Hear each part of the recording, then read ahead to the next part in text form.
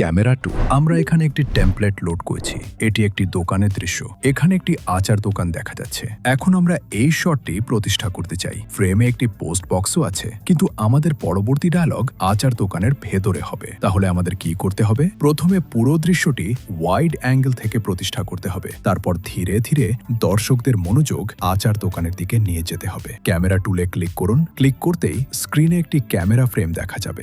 এখন আমি যখন ক্যামেরাটি প্লেস করি এবং সেটিকে পুরো ফ্রেম জুড়ে সেট করি, তখন এটি এইভাবে দেখা যায়। এই এফেক্টটি করার দুটি উপায় আছে। প্রথম পদ্ধতিতে আমরা ক্যামেরা এ কে সরাসরি আচার দোকানের উপর জুম করি। এখন প্লে করে দেখি। প্লে করলে দেখবেন দৃশ্যটি সরাসরি আচার দোকান দেখাচ্ছে। আমরা এখানে কি করলাম?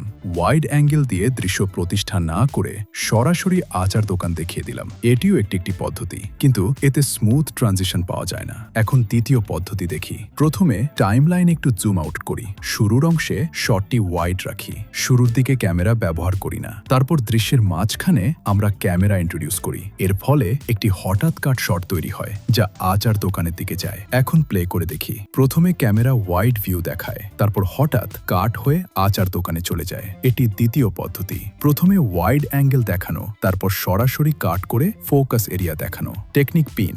এখন আমরা শিখব সবচেয়ে সিনেম্যাটিক পদ্ধতি। এর জন্য ক্যামেরা এ কে দৃশ্যের একদম শুরুতে রাখুন। ক্যামেরা এ পুরো ক্যানভাস কভার করবে। এখন নিচে আপনি একটি অপশন দেখবেন যার নাম প্যাথ। প্যাথে ক্লিক করুন। ক্লিক করতেই আরেকটি ক্যামেরা দেখা যাবে। এটি হলো ক্যামেরা বি।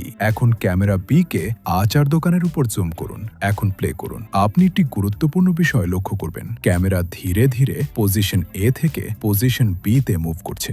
এটি ওয়াইড অ্যাঙ্গেল দিয়ে শুরু হয়, তারপর ধীরে ধীরে আচার দোকানের দিকে জুম ইন করে। এটি একটি স্মুথ এবং প্রফেশনাল ট্রানজিশন তৈরি করে। স্লো জুম কেন বেশি কার্যকর? এই স্লো জুম টেকনিক দর্শকদের মনোযোগ স্বাভাবিকভাবে গাইড করে, সিনেম্যাটিক স্টোরি টেলিং তৈরি করে স্মুথ ও প্রফেশনাল লুক দেয়। অভিজ্ঞ ক্রিয়েটররা ব্যাপকভাবে ব্যবহার করেন যখনই কোনো নির্দিষ্ট অংশ হাইলাইট করতে হবে। এই পদ্ধতিটি সবচেয়ে বেশি ব্যবহার করা হয়। এভাবেই আমরা ক্যামেরা টোন ব্যবহার করে জুম এফেক্ট তৈরি করি।